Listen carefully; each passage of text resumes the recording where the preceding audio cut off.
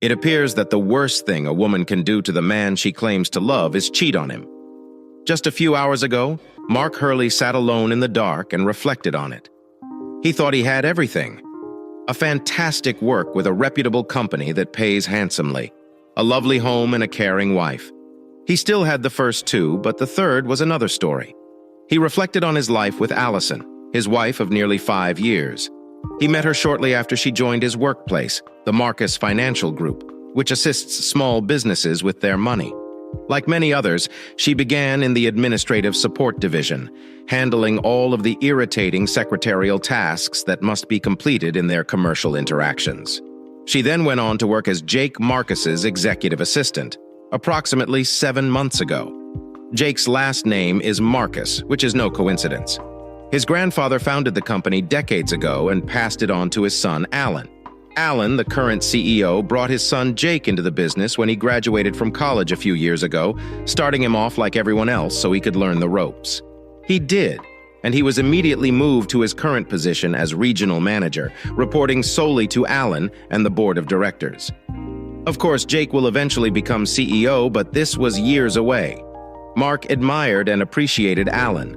Alan was like a father figure to him, assisting him in his transition back to civilian life after being wounded in Iraq. They met while Mark was in physical treatment. Alan had just ended a meeting with the facilities board and paused to watch the Marine veteran work out. Alan noticed something about Mark and bought him lunch that day. During that lunch meeting, they discussed a variety of topics, and Alan was startled to discover that Mark had completed his 4-year business degree just days before being deployed off to Iraq. Alan was thrilled with the young Marine and gave him a job right away.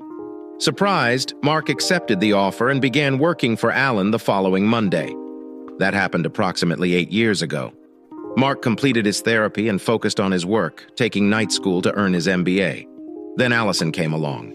He was smitten with her from the first time they met, after ensuring that there would be no ramifications from HR. He asked her out on a date. They dated for a few months, fell in love, and got married. Alan surprised Mark by paying for their honeymoon in Hawaii 3 years after their wedding. Alan brought Jake on board. Mark hoped Jake had absorbed some of the old man's qualities. However, he quickly realized that this was not the case. Jake enjoyed dropping dimes, informing everybody around him about his father and his ambition to one day work in the large corner office on the top floor. Jake managed to alienate almost everyone around him.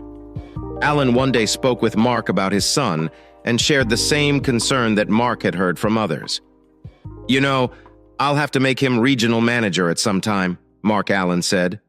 "I understand. I'm counting on you to set an example." "Maybe you can assist Jake get used to his new work," Alan stated. "I believe you can do it." "I believe so, Alan. It will not be simple, however." "What is your honest opinion on him, Mark?" Alan asked. "Don't lie to me. Forget that he's my son. Tell me straight." "Okay, I will." Mark stated that he is too full of himself to be productive, in my opinion. He refuses to listen to others. Spends far too much time flirting with girls and spreading his name around. Allison says he's basically a sexual harassment case waiting to happen. He not only enjoys pursuing women, but also brags about it. Alan shakes his head. "I was frightened of that. His mother cared for him since he was born. Allow him to get away with almost everything. I hoped that bringing him on board would help him mature a little. I'll talk with him." "So when will Bill retire?" I asked. Bill Collins, the current regional manager, had been with the company for several years, and everyone liked him. He had been talking about retiring for a while and had purchased a property in northern Idaho so that he and his wife could retire in the country while he was still young enough to enjoy himself. Within the next 6 months or so, he is dead determined on it. Personally, I do not blame him. Alan departed the workplace with the pledge to keep in touch. Mark was confident he would keep his promise. There were more things Mark signed Jake, but did not tell the old guy. Looking back, he realized he probably should have, despite being retired. A few months later, Alan promoted Jake to his current position. Jake moved quickly to make changes. Some of them were good, but Mark wasn't as sure about others. He continued to perform his job, however, and tried not to let Jake cause too much difficulty. Jake changed as he matured into the position, but Mark wasn't pleased with what he witnessed. Jake tended to micromanage things, which irritated the team's more experienced members. He also loved to shift people around a lot, sometimes placing them in places that set them up for failure. Jake walked into Mark's office a little over 7 months ago. He flopped himself into the chair across from Mark, who was on the phone with a client. When Mark hung up, he looked up and saw Jake grinning at him. "What can I do for Jake?" Mark inquired. "I've been considering hiring a new employee," he explained, "and I believe Allison would be an excellent fit for that position. My wife." "Is that Allison?" Jake nodded, the smirk never leaving his lips. He said they were one and the same. What is wrong with Gretchen? Gretchen Wilson had worked here for 4 years. Nothing. It's just that she's about to retire, and the office could use some fresh blood, Mark thought to himself. More like Jake's new eye candy. "Have you spoken with Allison about it?" I asked. "Not yet," he replied. "I wanted to speak with you first. I appreciate it. But why? I wanted to know what she was like. After all, you are living with her. You sleep with her every night. Is she witchy and demanding, or is she constantly pleasant and bubbly? Is she being playful or serious? I'd like to know what I'll be in for if I bring her in." Mark was really dissatisfied with the direction of this discussion. "Well, Jake," Mark said, "first and foremost, Allison and I are very happily married, and certainly she is always a joy to be with. Second of all, she is married to me. Third, she is a professional. If you believe she is qualified for the position, then offer it to her. She choose whether or not to accept. However, the most important thing to remember is this: she is married to me." Mark intentionally repeated himself to ensure Jake grasped his perspective. "I got it. You've probably heard the gossip, and you are concerned. I would be too if I married someone as lovely as Allison. If she accepts the position, she will have to travel frequently, possibly overnight. Are you okay with that? My wife is someone I trust. If she accepts the job, understanding that this is part of it, she understands the restrictions, and I expect you to respect those boundaries in our marriage." "Of course, Mark," Jake, my old pal, stated with a smirk that never left his face. "I know you and my father have a close relationship. He respects you, and so do I. Believe me, I would never do anything to come between you and Allison. I hope not. Who knows? Jake mentioned that there might be a promotion for you as well." That night, Mark talked to Allison. "Did you talk to Jake today?" he inquired as she put the finishing touches on their dinner. "Yes," she said. "He said something about wanting me to be his new here. And what are your thoughts about that?" I asked. "It would require some travel and perhaps some late nights, but it would also result in a fun race. We could surely use the extra money, especially since we plan to have children someday. Why are you so concerned about something? I recall you telling me that he was a sexual harassment case waiting to happen. Are you still feeling the same way?" "I'd be lying to you if I claimed I wasn't concerned," she explained. "I am aware of all the rumors. Do you trust me?" He gazed at her before responding. "Of course I trust you," he replied, "but I only trust him as far as I can throw him. He stopped by my workplace today and asked how you were doing at home. Personally, I felt that was really impertinent. That's simply how he is." "What have you told him?" she inquired, her eyebrows rising. "I told him you were a delight to be around, and I meant it. I also made it clear that you and I are happily married, and I would expect him to respect that. I would not expect anything less from myself," she added. "Good. So are you going to take this job?" "I believe so," she replied. We went to bed that night and had sex before falling asleep. She accepted the position and, as expected, was away at least once every 2 weeks for up to 2 days. She also ended up working late at least 3 times every week. Mark handled it as best he could and did everything he could to help Allison in her new position. He kept an eye out, but nothing indicated that she was anything other than professional in her new position. The unthinkable occurred a little more than 3 months ago. Alan had a big stroke one day in his office. Paramedics were dispatched and he was brought to the hospital, but he died that night, never regaining consciousness. Everyone in the company was devastated by the news and went to his funeral. Mark and Allison were taken aback by the sheer number of attendees. Jake believed that his father's unexpected death meant he would instantly move into Alan's office and take over as CEO. But the board of directors disagreed, claiming Jake was far too inexperienced for the post. Over Jake's vociferous protests, the board appointed David Matheson as temporary CEO until a suitable replacement could be selected. Jake was a changed man after that, and he set out to prove he was ready for the helm. He made Allison work practically every night until late and required her to accompany him on weekend vacations out of town. It didn't matter whether Mark and Allison had plans or not. The schedule was taking a toll on both of them, and their relationship suffered as a result. For starters, their sex life had nearly vanished entirely. He also noticed changes in Allison's wardrobe, which had previously included business and professional attire. She was now wearing more exposing outfits. In addition, her attitude toward him had shifted slightly. She has always been outgoing, cheerful, bubbly, and respectful. But now she was more demanding, short-tempered, and had begun to make small jabs at him. He suspected it was due to the stress of her job. Finally, one Sunday when Allison returned from a weekend trip to New York, he sat her down for a conversation. "Allison, we need to talk about what she said about us with a sharp tone. I hardly see you anymore. Jake's schedule is not simply killing you, it is killing us. We need to take some time off to reconnect." "I apologize. Jake has a lot going on right now. Things are insane. I can't help it. Tell Jake you're taking a week off. You have time. We have to do this if we are going to survive." Allison remained silent for a few moments as she collected her thoughts. He could tell this was upsetting her as well. She finally nodded her head. "You're correct, Mark. I could use a break. Jake has been running me ragged for the past 3 months. I'll talk with him tomorrow. Promise? Please do." The following day, Allison returned home happier than he had seen her in a long time. "What happened?" Mark inquired. "I spoke with Jake like I told you, and he agreed. We need to take a breather. He suggested we could take next week off if we wanted, as long as we attended a party at his house Friday night." "Party?" Mark inquired. "What kind of party?" "It's simply a small gathering with him and some of his buddies." Mark was uncomfortable with this. He didn't like the little twerp for several reasons, including the fact that he didn't think it was right to party with his employer. As the saying goes, familiarity breeds contempt. Plus, he had no idea who else would be there. "Do you know any of these individuals?"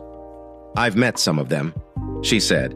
"They are largely his college acquaintances, but 1 or 2 work for customers. I'm not sure who else is coming, though." "I see," Mark replied.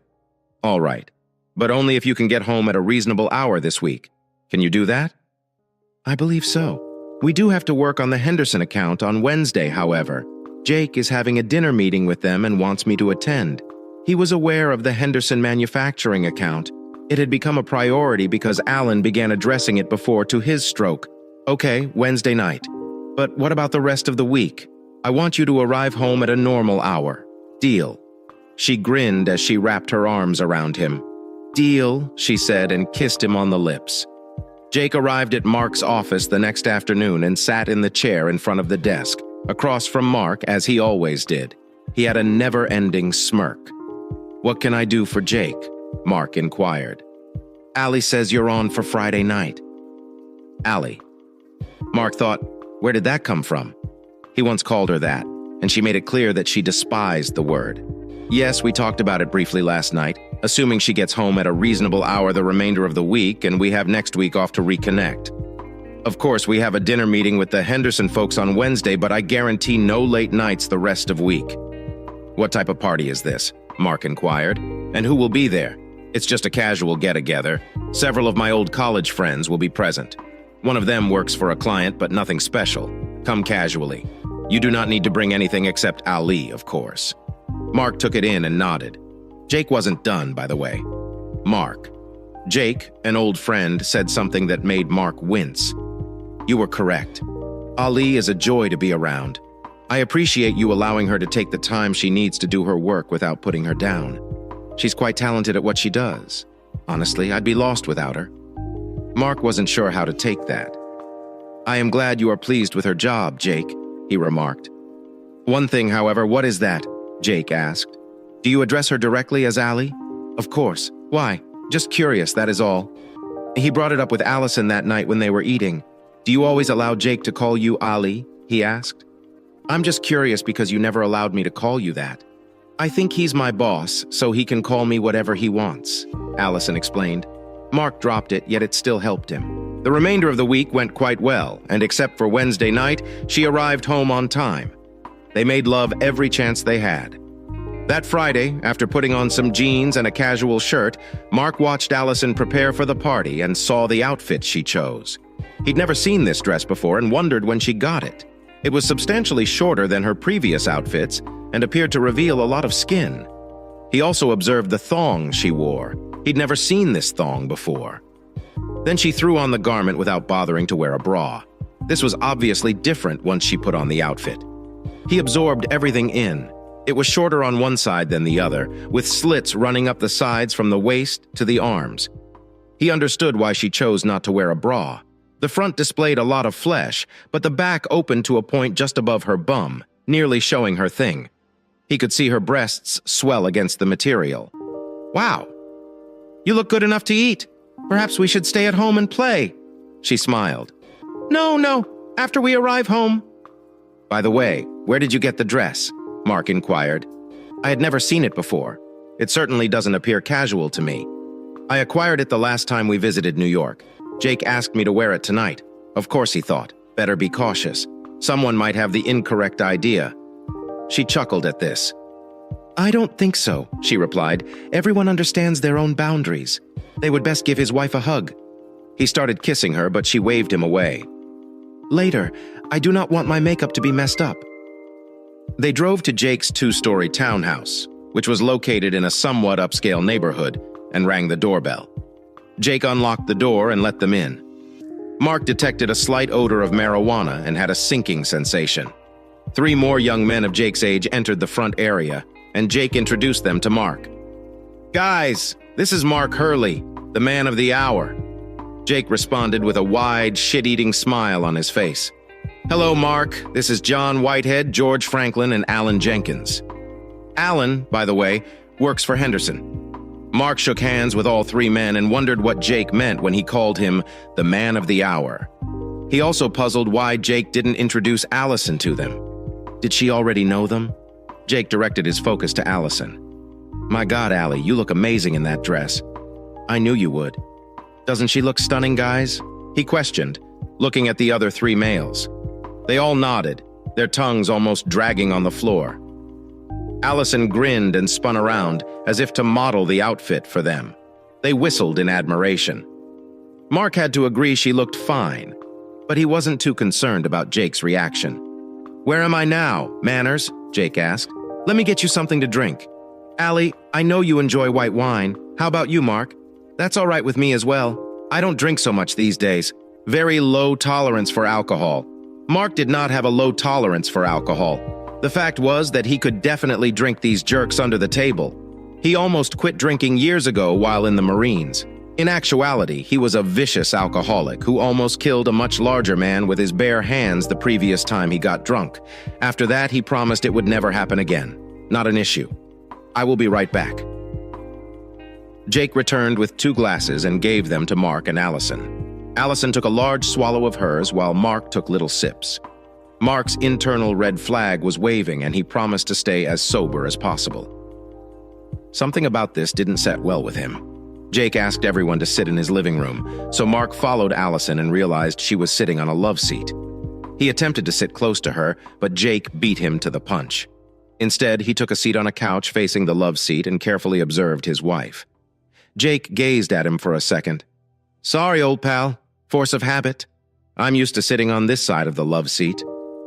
"No problem," Mark responded, glancing at his wife. She gazed back but couldn't interpret his expression. They sat for a time, exchanging light chat. Jake looked at Mark before speaking out. "My father told me you were in the Marines. Is that correct?" Mark nodded his head. "Yeah, I served 5 years before receiving a medical discharge," he explained. John looked at Mark. "Marines?" he inquired. "I've heard they're really horrible asses. Have you ever seen any combat? Ever kill someone?" Mark nodded slowly. He despised it when people asked that. "Yeah," he replied gently. "What? Do you want to fight or kill anyone?" John asked. "Both," Mark stated. Allison glanced at him with amazement. He had never told her any of this before. He spent the previous few years trying to forget about everything. "You never told me that," she stated. "It's not something I enjoy talking about." George took out a large plastic bag. Mark recognized it as marijuana. It was legal to buy in this state, but he never really cared for it. I tried it once while in high school. Hey, George said I got some good things. You want to sample some? Yes, sure. Jake stated that the others, including Allison, concurred. Mark had never known her to use anything, particularly marijuana. George rolled a big joint and lighted it up. He passed it around and everyone took a hit off of it. When Alan offered it to them, Mark raised his hand and shook his head. Thank you, but no, I never really cared for it. Alan nodded and handed it to Jake. Jake took a hit and glanced at Mark. Come on, Mark, lighten up a little. You go ahead, Mark said. I'd like to have a clean brain tonight. You are lost, man. Besides, it's a party. If you get too messed up, you can always stay here. You're already scheduled to be off next week. He turned to face Allison. Shotgun? He asked. Mark was shocked when she smiled and nodded enthusiastically. Sure, she replied. Jake placed the lit joint in his mouth, and Allison opened her mouth as he blew a large amount of smoke into her. She inhaled it all and coughed briefly. She inhaled and stroked her chest. That is some good shit, she said. Mark was astounded and wondered who this woman was. Jake handed back the joint to George. You know, Jake continued, pointing at Mark, this individual is, without a doubt, the best business analyst in the firm. He saved us millions of dollars in lost revenue. Not only that, but without him, I wouldn't have this gorgeous creature as an assistant. Allison smiled at him, and Mark saw it wasn't just the type of smile you offer in reaction to a praise. There was something else. He also noted how she seemed to focus on his every word. In fact, Jake commented, staring at Mark, I like to think of her as my work wife. He caressed Allison's naked thigh, and Mark believed he saw Jake's fingers begin to form her short dress. Mark noticed Allison's face flush for a brief time before Jake took his hand back. Jake said, The truth is, I'd be lost without her. So would I. Mark commented, seeing Jake's reaction. He couldn't help but notice Allison's quick glance to the floor. If you'll excuse me for a moment, I need to use the restroom, Mark explained, breaking the stillness of the room. Sure, Jake answered. Simply go down the hall. The first door is on the left. Mark got up and entered the bathroom, closing the door behind him. He gazed in the mirror for a moment. A million thoughts raced through his mind. The most prominent of these was the suspicion that Allison was cheating on him with Jake. Jake was correct about one thing. Mark was an excellent analyzer, but this was due to his meticulous attention to detail. It was something Alan taught him when he first began. Remember, son, that business transactions are more than simply numbers. The devil is constantly hiding in the details, the old man informed him. Pay attention to the subtleties. Trust your instincts, and you'll never go wrong. Mark took the old man's advice to heart, and it always served him well. He now had other details to consider. First, there was Allison's outfit, or lack thereof. Second, there was her interaction with Jake. Third, she engages in drug use. He had never seen her use drugs, and they had never dabbled with them before. But here she was, excitedly receiving Jake's gifts. Then there was her reaction to Jake's touch, as well as his own words. What did he call her? His working wife? What the hell was that about? Then there were all the minor details he had noticed over the previous 3 months, added together. It all screamed problems, and if he was correct, it meant the end of his marriage. He sensed something was about to happen, and knew he needed to get out of there with something physical to serve as proof. He pondered simply taking Allison and going, but he had a feeling it would only spark a fight and postpone the inevitable. He discovered his cell phone in his shirt pocket, with the camera lens peeking out over the top. That was it, he thought. He took out his phone and started filming a video before putting it back in his pocket. After finishing his business, he flushed the toilet and cleaned his hands. He braced himself before opening the door and walking into the front room. He watched Allison suddenly standing up after bending over the coffee table. He noticed a few flecks of white powder on her nose and concluded she had probably inhaled a line of cocaine. Jake had some white powder on his nose, as did the other 3 men. He sat down and noticed the guilty expression on her face. When he lifted up his glass and took a small sip, he noticed uneven particles of some kind of powder at the bottom. What the hell? He hurriedly placed the glass back on the table and noticed everyone staring at him. He began to speak, but quickly became exhausted and unable to speak coherently. Are you okay? He overheard Allison ask. He gazed at her, puzzled and unable to speak. Jake and the three men got up. Allison moved up beside them and grabbed Jake's arm. He stared at everyone, wondering what they were going to do next. He attempted to stand, but was unable to. "Why don't you take a short nap?" "Mark, old friend?" Jake inquired as the other men placed their feet up on the couch. Mark was helpless to do or say anything as Allison took off his shoes. He wanted to get up, grab her, and rush away as quickly as he could. He searched about for anything to support himself and noticed her phone on the love seat where she and Jake were seated, which he assumed. Allison approached him and covered him with an Afghan. He tried to grasp her by the throat but was unable to move his arms. She leaned down and kissed his forehead. "I'm sorry, Mark," she whispered into his ear. "I genuinely love you." Unable to keep his eyes open, he slipped into a deep sleep. When he woke up, the entire place was dark. He shook the sleep from his eyes and looked around. It appeared that no one was awake. He listened and heard just snoring coming from upstairs. Looking at his phone, he realized he had been gone for a little more than 3 hours. He paused the video recording and returned the phone to his pocket. He snuck upstairs and peered into the master suite, making sure to stay in the shadows. He noticed Allison naked on Jake's bed, one arm across his chest and one leg over his. One of the three males was also naked, lying next to Allison on the enormous bed. The other two men were also asleep, one on a couch under the window, and the other in a precarious position in an overstuffed recliner in one corner. He crept silently back downstairs. He wanted to know what they'd given him. So he rummaged around Jake's kitchen until he discovered a Tupperware container with a screw-on lid. He poured the drink into the container and sealed it tightly. Returning to the front room, he pulled Allison's keychain from her purse and discovered a key he had never seen before. It resembled a house key, but it was not one of theirs. On a hunch, he removed the key and tucked it into his pocket. Then he had another thought and grabbed Allison's phone, which he placed in his pants pocket. He planned to go through it later and remove his wedding ring. He set it carefully on top of her purse, where she could easily see it. He put his shoes back on and crept to the door. Details, he thought to himself. He looked around but didn't see a security system or a console anywhere near the door, opening the front door. He tried the key. He took off Allison's ring. It fit perfectly, just as he thought it might be, quietly closed the door behind him, locking it with her key. He got in his car, closing the door as quietly as he could. He backed out of the driveway and left, not turning his lights on until he was on the street. He had an idea and pulled into a convenience store. He pulled out his phone and looked up his old friend Mark Evans in the service. Mark knew him as Corporal Evans, but all his friends simply called him RK. After he left the service, he started his own private investigative firm, and Mark helped him with the financial details. "Hello?" "Asleep," Kay said when he answered the phone. "Hey, RK, it's me, Mark. Sorry to call so late, but I need your help." "What up?" "Mark, you get in a bar fight and need me to bail you out or something?" "Not quite."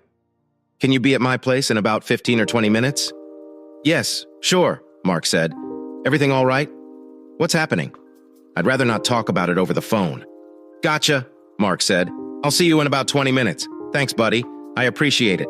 Hey, Semper Fi, do or die, right?" Mark chuckled. "RK liked to say that a lot," Aura Mark said. They ended the call and Mark looked at the store. Screw it, he thought to himself. He bought a 12-pack of beer and a couple packs of cigarettes. He hadn't smoked since he left the service, but at this point he felt he needed to do something before he punched something or someone out. He got home and put the beer in his refrigerator. Grabbing one for himself, he opened a pack of cigarettes and lit one up after he sat on the couch using a candy dish that had their picture on the inside for an ashtray. It was a wedding gift to them, and Allison liked to keep it stocked with little candies and treats. He didn't care if Allison complained about the smell, especially after what happened earlier. About that time, he heard the doorbell and saw it was RK. He invited his old friend inside and offered him a beer. "What's up, man?" RK asked as he opened his beer. "Mark, fill them in on what happened earlier in the evening." "Holy shit," RK said when Mark finished. Mark handed him the container that held the dosed wine. "Think you can get that analyzed?" he asked. Arcane nodded his head. "Yeah, but it'll probably be Monday or Tuesday before I can get results, or," Kay said. "I also need everything you can get me on. Jake Marcus, John Whitehead, George Franklin, and Alan Jenkins," Mark said. I understand. Jenkins works for Henderson Manufacturing. I don't know what he does there. He pulled out his phone and brought up the video from earlier. He scanned through it until he found a frame that showed all 4 of them. Here's a picture of them. I know it's not the best. Got it, RK said. You want surveillance from inside his place as well as yours? Yeah, if you can swing it. Mark said I've got a key if you want it. I didn't see any security system, but that doesn't mean anything. RK took the key and looked at it. No problem, he said. How did you get this, by the way? I took it off Allison's keychain, Mark told him. Arcane nodded his head. You realize you probably won't be able to use any video from inside his place as evidence, right? RK asked. I figured as much, Mark said. This is personal. I really don't give a shit about what's legal or not right now. I understand, RK said. Mark handed RK an extra key to his house. Here's a key for this place, Mark said. He wrote down a 4-digit number and handed it to him. And this is the code for my security system. I don't think I'll need the key. If you want, I can set up some equipment while I'm here, RK said, handing the key back. High-def cameras, audio, the works. Hell, I can even record what gets said on your landline. Do it, Mark said. How much is all this going to cost me? Don't worry about it, RK said. You saved my skin over there in Iraq. This is the least I can do for you. Thanks, old friend Mark said. At least let me cover your costs. All right, if you insisted, RK said. What else have you got? You showed me part of the video you took. Why don't we go through some of it and see if we can get some clues? Mark pulled the video back up and started it from the beginning. Stop right there, RK said. Mark, pause the video. Can you back it up just a bit? Mark did as RK asked, and they watched again. The camera clearly picked up Allison finishing a line of white powder that was laid out on the coffee table. Mark stopped the video. Damn, he said. I saw her just as she sat back up, but that clearly looks like coke on the table. Yes, it does, RK said. Interesting. Have you ever known Allison to use before? Mark shook his head. No, never. Okay, let's see what else is on here. Mark started the video again, and they could tell when Mark sat on the couch across from Allison. Hold up. Mark, pause the video again. What is that? He asked, pointing to something on the left seat. Mark looked closely and saw it was Allison's thing. Holy shit, he said. I saw that right before I passed out, but I thought I was just seeing things. I'll bet she took it off right after I got up to use the bathroom. He started the video back up, and they could tell when the drug had started to affect Mark. They saw the camera pointing up as he laid down and watched as the 4 others looked down at him. They heard Allison ask if he was okay and Jake telling him to take a nap. Then they saw Allison lean over him and whisper in his ear. Mark remembered this, but he had no recollection of what they heard next. You sure you don't want to tie him up and make him watch us? George asked. No, Allison said. This is enough for one night. We have all week. You know, we can always step things up if he doesn't go along with the program, Jake said. You know, John swings both ways. Maybe he can introduce Omar to the joy of other side, he added to laughter. Mark felt his face turn red as he heard Allison join them. Now, that's something I'd like to see, she said. Really? They heard John ask. You'd let me screw your husband in the bomb? Sure, why not? She said. Maybe if you're nice, you can get him to do more. They all laughed again. Wow, I've never done a Marine before, John said. I doubt he can give as good a blowjob as you, though. Mark fought back the urge to throw his phone through the wall. Seriously, Jake, is he going to be okay? You didn't give him too much, did you? Allison asked. Nah, he'll be fine. Jake said he'll sleep for about 12 hours, wake up with a bit of a headache. He'll think he just drank too much. Tomorrow, I'll introduce him to the really hard stuff by this time next week. Mark here will be a full-fledged coke-loving addict. Maybe I'll even have him work the street for me. Too bad dear old dad isn't around to see his golden boy fall. Is that why you hate him so much? We heard Allison ask. That's all I heard about while I was in college.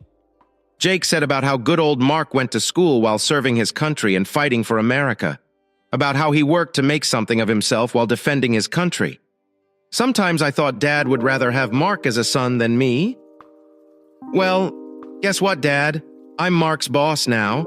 I have Mark's woman, and by this time next week, your golden boy will be a coke-sucking drug addict. They all laughed at that. Are you boys with me on this? He asked. We heard the 3 of them say yes. What about you, Allie? Are you with me? Because if you're not, tell me now and I promise you'll be on the street with him. I'm with you, sweetie, Allison said. Besides, I've grown to love this too much to walk away from it. We assumed she was referring to Jake's manhood as we couldn't see what she was referring to. All right then, Jake said. Come on, let's go upstairs and get the real party started. Goody, Allison said as they headed up the stairs. This time I want you guys to make me airtight. There was no movement in the video, but they could hear the sounds of sex coming from the bedroom. Mark ended the video and put his head in his hands. RK put a reassuring hand on his shoulder. I know this is going to be rough on you, but we'll get you through this. Mark nodded his head. Thanks, Mark. What are you planning to do? I'm divorcing her. There's no question about that. I understand, Mark said. Why don't you get away from here for a few days? Let me in. The boys handle this. What do you plan on doing? Mark inquired. It's probably best if you don't know, RK said. I can tell you this, we just witnessed a criminal conspiracy. If I have my way, someone will go to jail, but we need to get you out of here for a bit. But I can help you, Mark said. Mark shook his head. No, you're in danger right now, and the last thing we need is for you to go off on any of them. Remember All Gunny Johnson? Well, he's retired and in Vegas now. He owes me a favor or three. He said he'd set me up with a place to rack out for a few days if I ever wanted to visit Vegas. I'll call him and see what he can do for you. Mark nodded his head. Okay, let me get the place here wired for audio and video. Then I'll head out. You need to maintain. Understand? Mark nodded his head. Thanks, Mark. You're a good friend. I appreciate it. Mark smiled. Semper Fi, bro. Do or die. Mark said, mirror. Mark said he went on the back porch with a beer. Is Mark? Why are the front room and the bedrooms for audio and video? RK also tapped the house phone. He set it up so that all the audio and video would be stored on a cloud server that could be accessed from anywhere on the internet. When he finished, he gave Mark the server address and credentials to access the files. He also showed Mark the switch that would let him turn the surveillance system on and off. I'll call Gunny tomorrow and let you know what he says one way or another. We're getting you out of here. Don't do anything stupid. You hear me? I hear you, Mark, Mark said. I hope so. Mark, he said. Hang tough, my friend. I'll be in touch. I will. Mark said. Thanks again for everything. After RK left, Mark turned on his computer and pulled up his bank accounts. He still had one open from before he got married that was in his name, only since he married Allison. He deposited 10% of his earnings into that as a rainy day fund. He had hoped to use the money for a cruise as a surprise gift to Allison, but those days were done.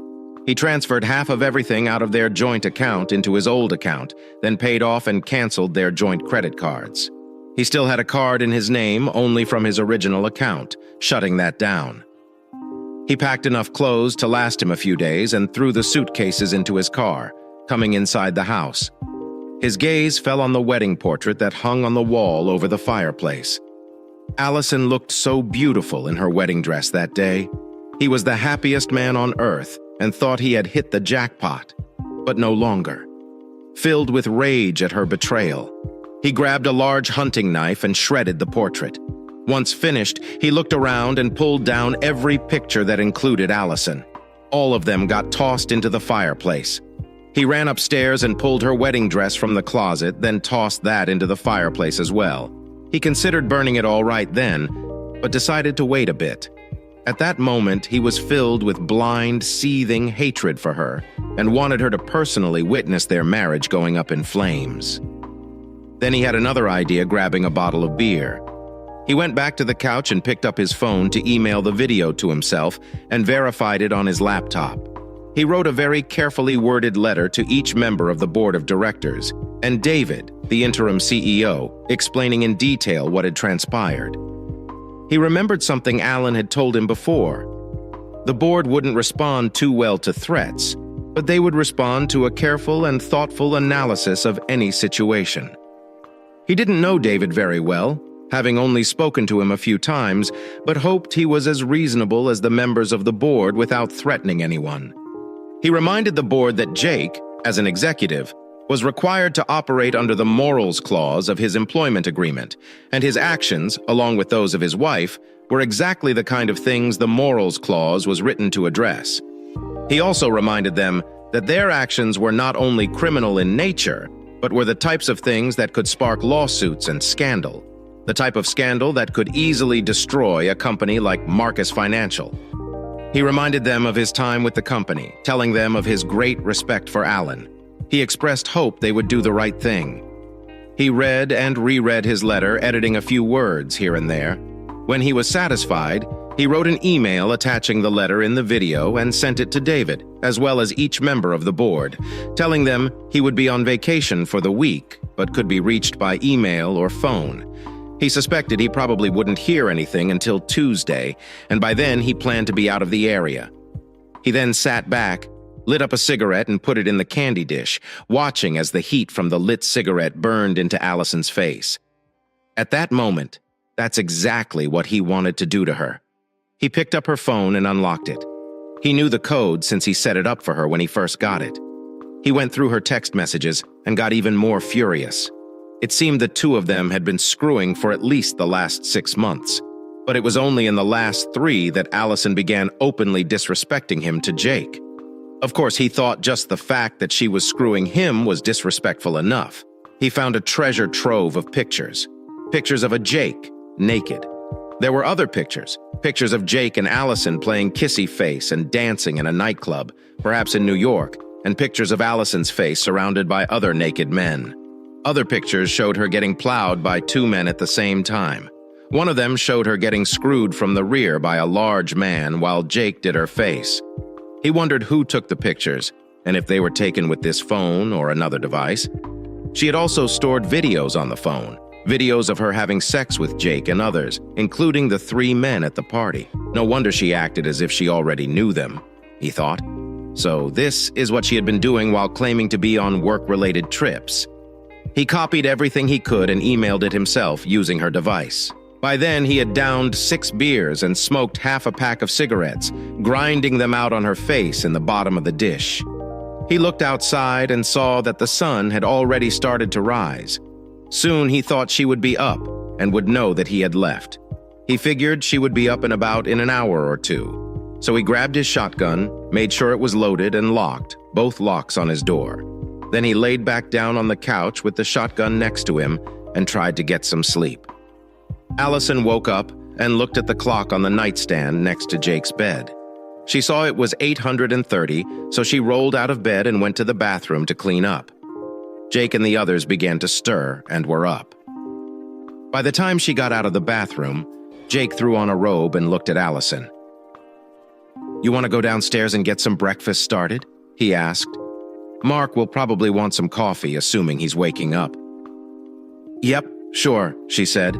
She tossed on a robe, padded downstairs and her bare feet and went into the kitchen. She started a pot of coffee and walked into the living room to wake up her husband. Then she realized with a start that he wasn't there. The Afghan she put over him was thrown back and his shoes were gone. She ran around the first floor thinking that perhaps he was in the bathroom, but he wasn't there looking out the front window. She realized their car was gone. She turned around and saw his ring sitting on her purse, which was laying on its side on the coffee table. "Shit!" she gasped. She ran upstairs, yelling. Jake stopped her as she ran into the master bedroom. "What is wrong?" "He's gone," she said. "What do you mean, gone? He's gone." "God damn it," she yelled. "He must have woke up in the middle of the night and left. He took the car and left his wedding ring. Shit, you better call him and see if you can track him down. Tell him he needs to come pick you up." "Okay," she said, running back downstairs. She put Mark's ring in her purse and looked for her phone, but it wasn't there. She was certain she had brought it with her last night. She never went anywhere without it. By then, Jake was downstairs. "My phone is gone." "That's okay. Use the house phone. You do not comprehend. I never go anywhere without it. It's full of texts, along with the pictures and videos you sent to me. If he has it, he's probably seen them. Don't worry about it. What we need to do is get him over here. The boys and I will take things over from there. Now call him." Allison nodded her head and picked up the phone in Jake's living room. She nervously dialed Mark's cell phone, hoping he would answer. "Hello?" Mark said when he answered. He sounded as if he had just woke up. "Mark, sweetie, it's me." "The hell you want?" he growled. Allison recoiled. He had never spoken to her like that before. She understood he must be really upset. She had no idea. "Mark, honey, you weren't here when I got up and I was worried about you. Are you okay?" "What the hell do you care which, sweetheart?" "I need you to come pick me up at Jake's house," she said. "Could you do that for me, pretty please?" Mark laughed out loud. "Screw you," he hissed. "I may have been clueless yesterday, but I'm not anymore, and you don't ever get to call me sweetheart or honey or anything else ever again. Mark, please don't be furious with me," she pleaded. "I do love you." "Yes, right. Which?" "Tell me another one. Mark, we need to discuss." "Damn right we do." "Then I need you to come to Jake's and pick me up," she said. "We can discuss about this on the way back home." "Wrong answer," which he said, prompting her to cringe yet again. "There is no way I am going over there. If you want to get home, you can walk or use an Uber. The only thing we need to discuss is how we'll divide it up." "What exactly do you mean when you say split things up?" she asked. "That is what normally happens during a divorce. I do not want a divorce. Please, can't we get past this? I didn't want to be drugged or cocked either. If you want to chat, just go home. But I warn you, don't let Jake or any of the others bring you home.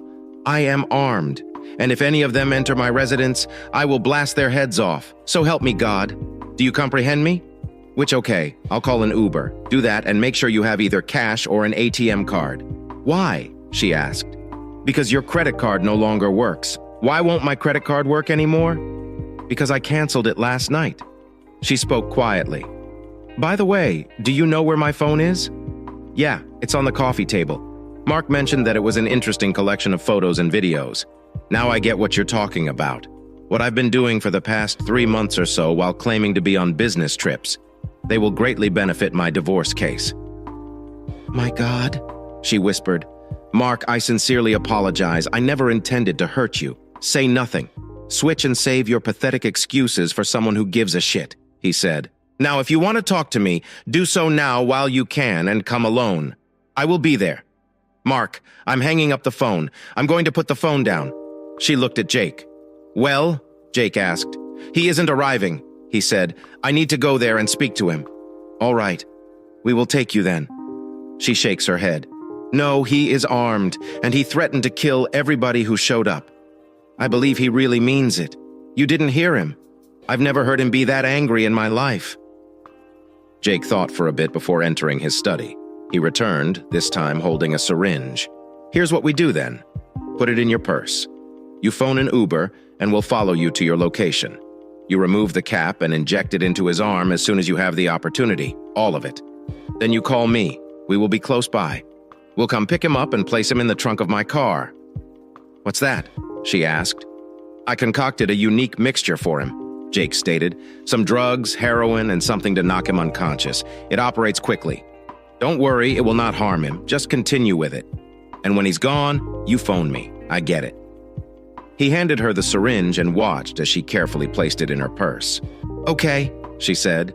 "Just assure me you will not hurt him. We will do our best." "Right." "Boys," he said, glancing at the 3 men who laughed. He turned back to Allison. "Go ahead, call for a ride." She scheduled an Uber driver to pick her up in half an hour and returned upstairs to finish getting dressed. When the driver arrived, she got in the car and drove away.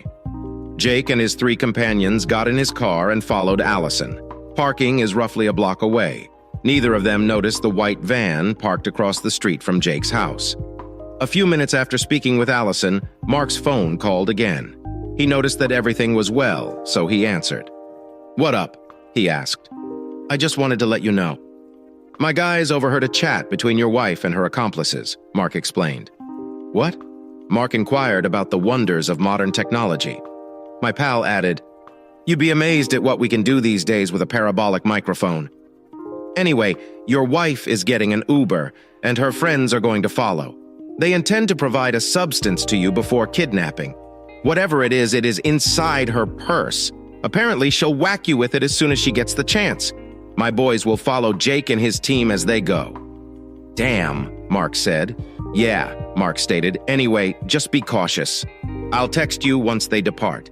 When she arrives, turn on the surveillance equipment and I will monitor it. I am just down the street. I will call the cops when the time comes. Just get ready." "Okay. Thanks." He waited and received the SMS approximately a half hour later while on the go. Showtime. Mark told himself he had about 20 minutes until they arrived, so he hid the shotgun somewhere Allison wouldn't notice it immediately away and put on the monitoring gear. He went into the kitchen to get a plastic Ziploc bag for the syringe and a tissue. He observed the Uber stop up in front of his house and watched Allison pay the driver and exit the vehicle. She was very nervous and kept her hand on her pocketbook, which was draped over her left shoulder. He turned on the fireplace and watched as the photos and her dress caught fire. She approached the door and cautiously opened it. She frowned as she stepped inside and smelled the cigarette smoke. Mark didn't care. Her eyes widened when she saw the ruined photograph above the fireplace, and they widened even more when she noticed photos of her outfit, now turning into ash. "My wedding dress," she explained. "Mark, here are our pics. Why are you doing this?" Tears streamed down her cheeks, but he remained unfazed. "I wanted you to witness for yourself how your actions affected us." She examined the beer bottles and cigarette butts in her favorite candy dish. "I believed you had a low tolerance for booze, and I had no idea you smoked. I used to smoke but quit. Regarding the other, the truth. When I'm intoxicated, I become plain cruel. The last time I was truly intoxicated, I almost killed a man with my bare hands. By the way, he was considerably bigger than me. I made a decision to never drink again, just like you choose to become. Jake, switch. My God, Mark, what did I do? Tell me what the hell happened to you. You used to be the sweetest, kindest, and most sensible person I ever met. Have you overdosed on silly pills? Did you, with a Martian? Ray, count to 3 or 4. Since when have you been snorting cocaine? And who exactly are all of these men you've been screwing?" She spoke calmly about the majority of her clients. "Jake made me feel fantastic. You are aware that your actions have the potential to put Marcus Financial out of business. Tell me, how long have you wanted to drug and assault me in the back? Was that your idea, or did Jake put you up to it?" She gazed at him, stunned. "I would never. She started previously." "Mark, cut her off. Shut the hell up," he said, taking out his phone. He played the footage and let her hear herself and her accomplices speak as they stood over him. Her cheeks grew white as she heard her own words. "How did you get that?" she asked. "It doesn't matter," he explained. "What matters is that David and the other board members now have access to this video. The police will also have it. Not only are we getting divorced, but if I get my way, you'll be in prison for a long time." She continued, "I just want to know why you don't understand." "It is a long story. Maybe you can tell me one day when I'm not so eager to wring your skinny neck," Mark said. He watched her begin to open her purse, but before she could do so, he snatched it from her shoulder and emptied the contents on the coffee table. He noticed the syringe was filled with a dark liquid and scooped it up with the tissue he had left aside for the purpose. "Is this the plan you had for me?" he asked. "Do you even understand what this is?" "Not precisely." "Not precisely," he asked sarcastically. "You mean you were going to inject this into me without knowing what it is or what it can do?" "You are unwell." "Which? You are aware of this. Did she tell you to do it?" She nodded her head. "Yes," she replied gently. "I suppose if Jake ordered you to push a red-hot poker up your bottom, you'd do it, wouldn't you? Let me guess. You're meant to inject this into me, then phone him when I'm down so he can come and abduct me. Am I correct?" Ashamed. She nodded her head. "Pretty much." "Okay, here's what we're going to do. You are going to call Jake. Turn it on speaker so I can hear both sides. You're going to tell Jake you did as he asked. I will take it from there. Don't tell him I'm waiting for him, I get it. Want me to set him up? Yes. Any questions?" She shakes her head. "No," she replied. "I understand. Good. Now do it, and no trickery." Mark watched as she called and placed the phone on speaker. "Jake, I'm Ellie. It's finished. He's gone. Good day, girl. We will be right there." She finished and glanced at Mark. "He's going to murder me if he discovers you're not truly down and out. Tough crap. Remember, no signals. Nothing to inform him of the truth. Otherwise, I might kill you myself." When he noticed Jake and his 3 mates through the window, he reclined in a recliner and waited for them to come inside. He closed his eyes but kept them open just enough to see. Jake opened the door and walked in. He gazed around at the disarray before approaching Mark. "You did well," he said, "Allison. Now we'll put him in the trunk." Jake reached down to lift Mark, but before he could touch him, Mark opened his eyes, leaving Jake speechless. Mark raised one hand and smacked Jake in the throat. Jake reeled back and Mark stood up. Jake shook his head for a second, but Mark was already on the move, kicking him as hard as he could in the groin. The other three went inside to assist Jake, but were apprehended by Aki's men, who had followed them onto Mark's property. Jake was on his knees, moaning in anguish. Mark slipped behind him and knelt down, pulling out his hunting knife. He grabbed Jake's hair and yanked his head up, placing the knife at his throat. "Make peace with God!"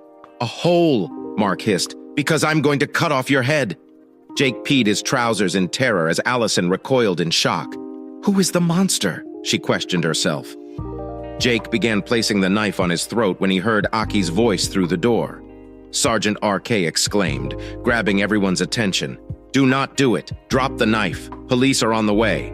"This puppy deserved to die," Mark exclaimed. Mark had already down to one knee in front of Jake. "Yes, he is a piece of shit. And he deserves to die," my friend Mark stated, "but not in your hands. Listen to me, Mark. If you murder him, he will never feel anything again. He'll become dust in his grave. But you will wind up in prison. You deserve your vengeance."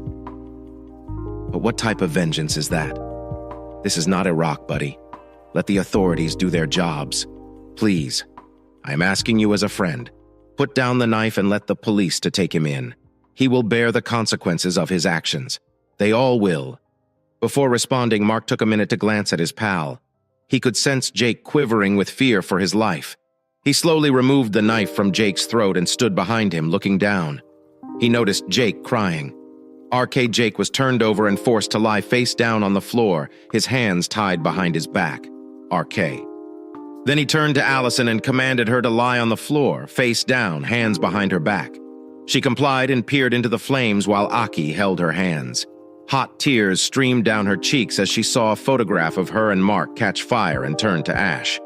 Mark sat on the couch, watching Aki make sure Allison and Jake were safe. The other three were in the front yard, also secured by Aki's men. As the police cruisers came to a stop in front of Mark's house, they could hear their sirens. "Give me your phone," RK said. "I'll go speak with the police before they come inside." Mark nodded and handed us our case phone as Aki left. Jake raised his head and turned to see Mark. His sneer was finally gone. Apparently, all it took was the realization that he was soon to die. "You know my father has always loved you more than he did me," Jake added. Mark shakes his head. "Not true, Jake.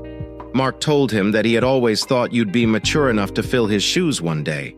Would you truly have cut off my head?" Jake asked. "I suppose we'll never know, will we?" Mark inquired in answer. "But I assure that wherever you go, you will be surrounded by people who will not hesitate like I did. And I vow, if you come after me like this again, I will not hesitate."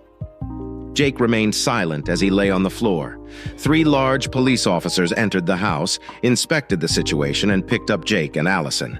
They read them their Miranda rights before marching them out to the cruisers. One cop picked up the syringe, which was on the coffee table in its plastic bag. "Is this what they intended to use on you?" he asked. "Mark, yes, it is," he replied. After almost a half hour, the officer took notes while listening to Mark's entire statement. He turned to face Mark. "You were lucky. Do you know that?" he asked. "No, my fellow Marine had my back." The cop gave a smile and nodded. "Semper Fi," the officer stated, shaking Mark's hand.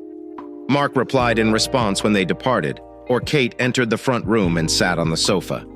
"Do you have another one of those?" he asked, pointing to the beer bottles. "I guess I've got 1 or 2 left. Isn't it a bit early for this, after this shit?" "No," Aki replied as Mark handed him a cold bottle. "How are you?" "Up." "Okay. However, I feel the same way I felt in Iraq. I guess I need to relax a little. Yes, about that. I spoke to Gunny this morning. He offered to take care of everything if you wanted to spend a few days in Vegas. I was told to give you his number. I might just do that. I have a few things to take care of. You're first, however." Mark took a few cards out of his pocket and handed them to Mark. "If you want to call, here is the gun number. The other card is for a divorce attorney. I work for Michelle Hawkins. She's an actual shark. Cheaters irritate him to no end. I took the liberty of contacting her this morning. She stated that she expects you at her office at 8 a.m. Monday morning. Arrive sharply." "Thanks," Mark murmured. nodding his head for everything. "Hello, Semper Fi, dude." "Do or die," Mark said. Mark chuckled at this. "Hurrah," he said in response. When they had completed their beer, Arcade stood up and glanced about. "Looks like you have some cleaning to do here, so I'll be on my way. See you, my pal. I'll be over later to acquire all of the surveillance equipment, RK." Mark left and began cleaning the house. That afternoon, David Matheson called him. "Mark, this is David Matheson." Mark answered the phone, and the older man muttered something. "Yes, Mr. Matheson, what can I do for you?" Mark inquired. "You can start by calling me David. I received your email and looked at the video, so did the board members. We all agree with what you said in your letter, which, I must admit, was very amazing." "Thanks, David." "You're welcome," he replied. "We also agreed that Allison's and Jake's employment should be terminated immediately, especially since they are both now in detention. I'm going to the county jail to take care of it myself. There are a few other things." "What is that?" Mark inquired. "We think it would be a good idea for you to go somewhere and let off some steam. You have somewhere you want to go for a while. A friend of mine offered to look after me in Vegas for a few days. I have an appointment with a divorce lawyer on Monday. Then, I'll be looking to leave. I can't think of a better place to take your mind off of everything than Vegas. Have a safe trip, Mark, and we'll see you a week from Monday." "Thank you, David, I will. There are merely a few other things. We all agreed that after Jake's departure, you would be the ideal person for the job. Me?" Mark inquired. "Absolutely. We're quite impressed with how you handled this. The board has been keeping an eye on you for a time. I wouldn't mind informing you. They're quite pleased with your job. Of course, there will be a hefty raise and a few other perks along with the promotion, but I believe you deserve it." "Thank you, David. Do not thank me just yet. The first thing we need you to do is oversee the external audit that we'll be having done. We're bringing in external auditors to review everything. Jake has made an impact since he arrived. They will report to you directly and you will report their results. Good, awful, or neutral to me. That sounds like an excellent concept. I've learned since I sent that email that Jake has had Allison have sex with some of our clients." "Good God!" David exclaimed. "So I'll leave it in your capable hands. Meanwhile, have a safe vacation and we'll see you a week from Monday." "See you then, David," Mark said. "Thanks," following the call from David. Mark finished cleaning the house and mowed the yard as he usually did on Saturdays. He called Gunny Johnson later and the two of them caught up on everything. "So, would you like to come out for a few days and have some fun?" Gunny asked. "Yes, sure. All right. Come out. I'll provide you with a comfortable hotel and show you the ropes. Then you are on your own. Please remember that this is Las Vegas, not Bangkok." They laughed about it. "I'll remember, Gunny," Mark responded. "See you Monday evening." "See you, Mark," Danny said. RK. He stopped by and got his equipment. "Just wanted to offer you a quick update. Cops examined Jake's home and discover a gold mine, a shitload of drugs, sex, toys, and DVDs, to mention a few.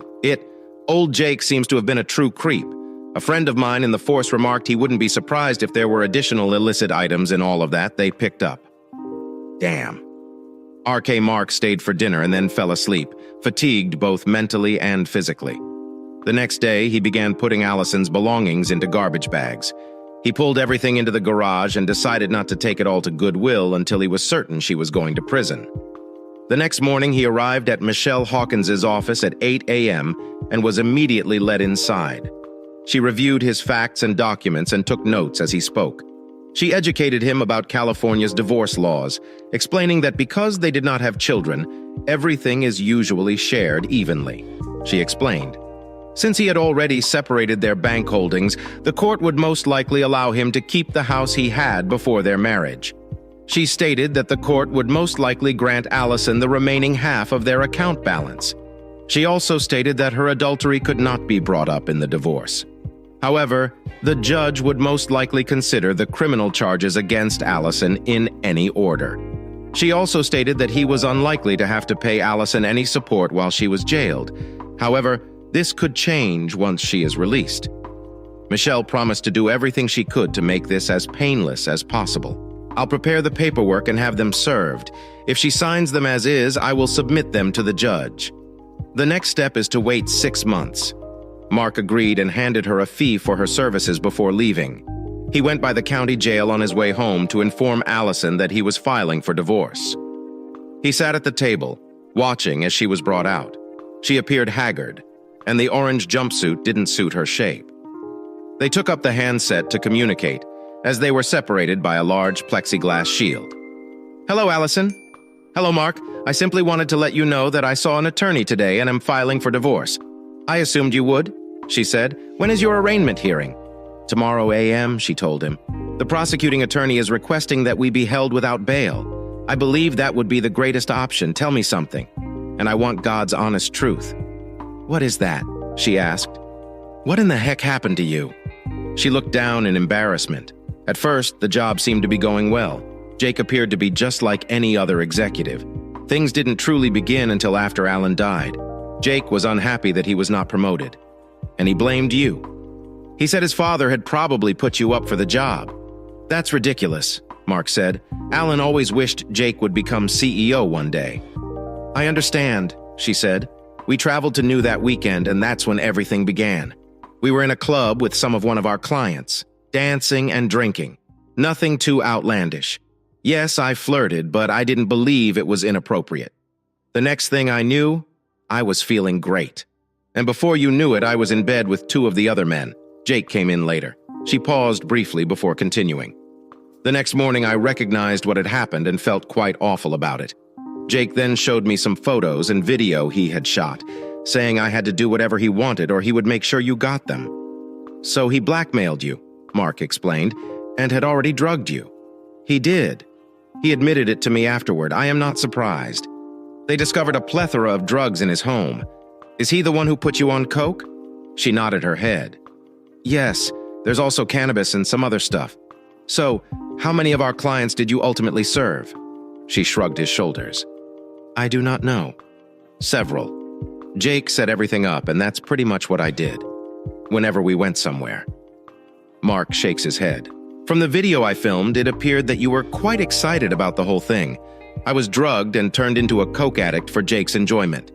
Tell me, was Wednesday's meal truly about the Henderson project?" She shakes her head. "No," she replied. "We were organizing Friday's party." "So you planned everything out in advance?" Allison nodded her head. "Yes," she replied gently. "I apologize, Mark. Yeah, that is the first thing you have said with which I agree." "Do you believe you'll ever forgive me?" He chuckled before answering. "Not. No, hell no. You cheated on me with that hole and God knows how many others. Then you arranged with him to drug and assault me. You are out of your mind. And don't even ask if we can become friends." "I understand, Mark," she replied. "I hope it was worth it for you. Hello, Allison." He hung up the phone, watching her do the same. Tears streamed down her cheeks. He went home, packed, and left for Vegas. He met up with Gunny Johnson and reminisced over dinner. After that, Gunny showed him around and gave him some gambling tips before escorting him to his room when they entered. Mark noticed a lovely young brunette sitting on the bed. She rose as they entered. "Mark, this is Candy," Gunny Johnson explained. "She will be your tour guide while you are here, Gunny." "This is really unnecessary," Mark said. "That's nonsense, son. This is exactly what you need after what your wife has put you through. Relax.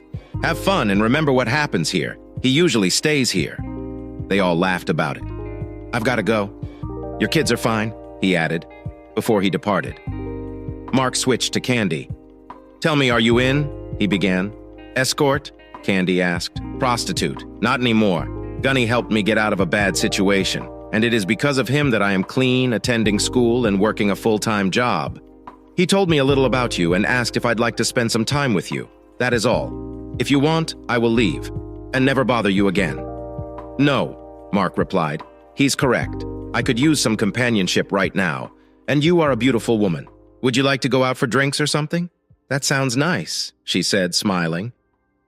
They went to the club, had a few drinks, talked and danced for a few hours before returning to his room, where she spent the night helping him forget about his problems. He awoke the next morning to discover her beside him. They then showered and dressed together. "I have classes today, but I can meet you here tonight if you want," she explained.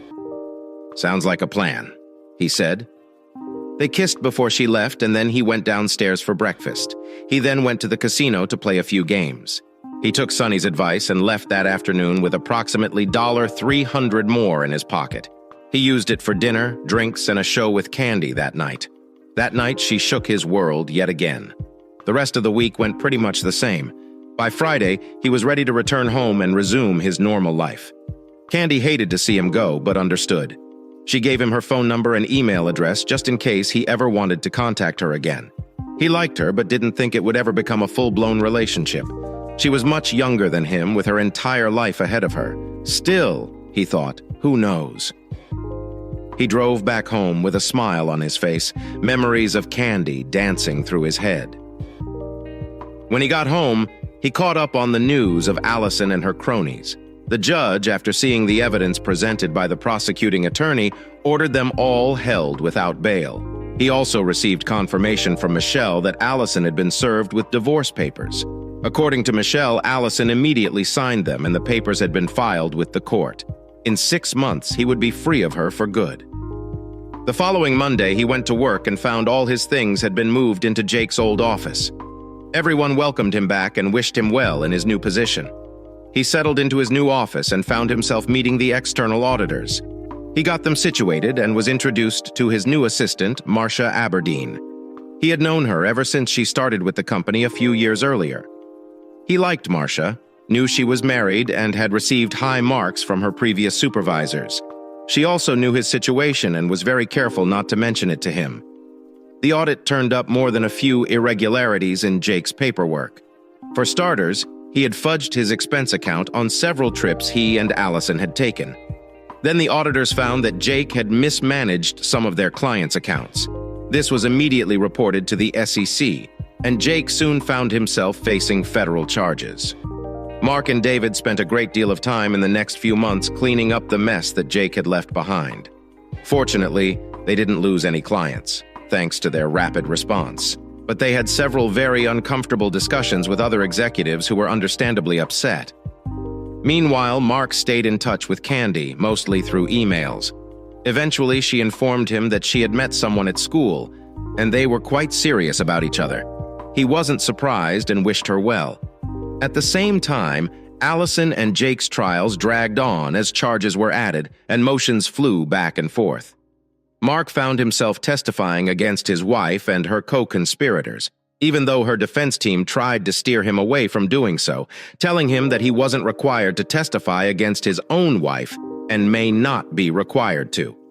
"But I want to," he told her lawyer. "Besides, in a few weeks, she won't be my wife anymore." The jury was shocked when they heard his testimony, and even more shocked when the video Mark took that Friday night was played for them. Finally, the day came when the jury would announce their verdicts. Mark and David sat in the courtroom and watched as Allison, Jake, and the other 3 men were brought in. None of them were able to look Mark in the face. By now, the trial had become something of a media circus. The court was brought to order in. The judge asked if the jury had reached their decision. The foreman stood up and announced they had.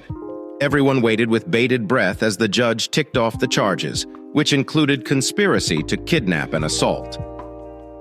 Jake faced additional charges involving the drugs found in his townhouse and the lewd photos and videos he had involving other women. They were all found guilty of every charge leveled at them. The judge, the date for sentencing, and the 5 now convicted conspirators were led out of the courtroom. Mark and David walked out, brushing past the gaggle of reporters, pushing cameras in there. About 10 days later, they were sentenced. The judge made it clear he was thoroughly disgusted with all 5 of them and basically threw the book at them. Jake's 3 buddies got the lightest sentences, but still faced 20 years in prison. Allison was sentenced to 25 years to life in prison, and Jake ended up with 50 years to life his crimes. He would also face federal charges brought by the SEC, which would be handled in federal court. Allison sobbed as she was led out of the courtroom. Jake simply looked down in shame as he was taken away. Jake's time in prison ended about 6 months later. However, when he was found decapitated in the shower, it seems he pissed off the wrong people who didn't care for his smug attitude. A month after the sentencing, Mark was sitting in his office going over some paperwork when Marcia buzzed him on the intercom. "Mr. Hurley, there's a Dr. Kristen Marcus here to see you. The last name?" Mark's attention center in the door opened, and Mark saw an attractive blonde enter his office. Her hair fell below her shoulders, and she was dressed in a skirt that fell just below her knees. She smiled as she approached him, extending her hand. "It's great to finally meet you, Mr. Hurley." He shook her hand and invited her to sit. "Please call me Mark. Would you like something to drink? Coffee? Tea? Coffee would be wonderful. Black, please. And please, call me Christine." Mark asked Marcia to get them each a cup of coffee and sat down as his assistant left the office. "Marcus," Mark said, looking at her. "Are you any relation to Alan? His daughter, perhaps?" She smiled and shook her head. "No, I'm his niece. I see. I'm surprised I haven't met you before. I thought I'd met pretty much everyone in Alan's family. I've been quite busy. I was in France when Uncle Alan died and wasn't able to make it back for his funeral." "So what can I do for you?" he asked. "I just wanted to meet the man who took a whole of a cousin down. I take it there's not much love lost between the two of you." She shook head. "No, none," she said quietly. "I'm just glad to see he's finally been forced to pay for his crimes. I'm really very sorry about what he did to you. From what I know about you, you didn't deserve any of it, and I'm sorry. I've heard a lot about you from my uncle. So, I see you're a doctor. Are you a medical doctor?" "No. I have a PhD in business and economics. I teach over at UCLA. My uncle and I shared a lot of the same interests, but I'm more geared towards academics. And no, I'm not interested in moving into the corner office upstairs." Mark laughed at that. They talked for a while longer before she said she had to get back to work. Mark didn't want the conversation to end, and truth be told, he was interested in this woman. "Listen, Christine, I'd love to continue this discussion with you. Say over dinner, that is. You don't mind being seen in public with a lowly MBA." She smiled, and her eyes sparkled. "There's nothing lowly about being an MBA, and I'd love to be seen with you in public. Dinner would be great. How about Red Lobster tonight at 7 o'clock? She handed him a card with her number and address. "Red Lobster it is," Mark said, taking the card from her. "I'll pick you up at 6:30 if that works. I'll see you then." "Mark, it's been great meeting you," she said before walking out. That evening, Mark learned from Kristen that Jake tried to assault her after she had just turned 18. Ashamed and afraid she might be blamed, she never said anything to anyone, but avoided Alan and his family much as she could. She also avoided relationships with men as a result of Jake's actions and spent months in therapy while going through college. He told her about his experience with Jake. "What happened with Allison?" Christine was shocked, but not surprised. "I'm so sorry. You deserve much better." Mark and Kristen dated for several months, falling in love. She nearly tackled him to the floor, smothering him with kisses when he asked her to marry him. "I take it that's a yes?" Mark asked when she finally let him breathe. "No, that's a hell yes, Marine. Now carry me to bed and ravish me properly." "Yes, ma'am," Mark said, carrying his bride to be upstairs. "Yes." He thought things were looking good. Thank you for spending the time to hear today's story. If you enjoyed this article, please like it and subscribe if you haven't already. If you have a story to share about your or someone else's situation, please do not hesitate to contact me. Take care.